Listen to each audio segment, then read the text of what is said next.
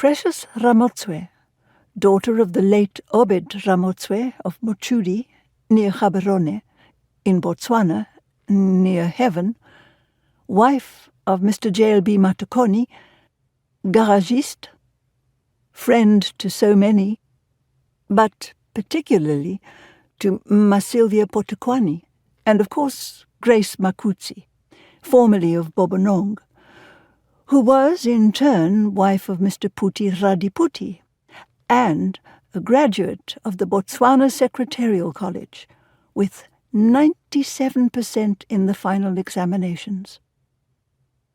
That precious Ramotswe lay in her bed, opening first one eye and then the other, and subsequently, after only a few short seconds, closing both once more.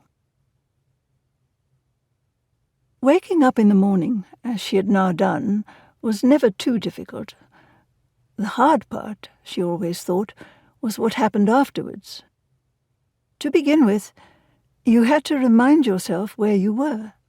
Those first few seconds of consciousness could be quite detached from everything else. You knew who you were, of course, and you knew you were in your bed, but you did not necessarily remember where you had just been. There might still be drifting around a few fragments of a dream, the remnants of some curious and unreal events in which the sleeping you had just been participating. And you had to put those out of your mind as the real day began. The mind was good at that. It remembered not to remember, so to speak, because it knew that dreams could not be allowed to clog up memory, which had far more important things to do. And so, the strange conversations of the night, the odd transports back to childhood, the unlikely dramas and surprises, all these were swept away as the light of day signalled the beginning of your real life, as yourself, facing another day of being you. Now, on that particular morning, Mma Ramotswe was fully awake and conscious of the fact that she was alone in her bed, and that her husband was no longer there.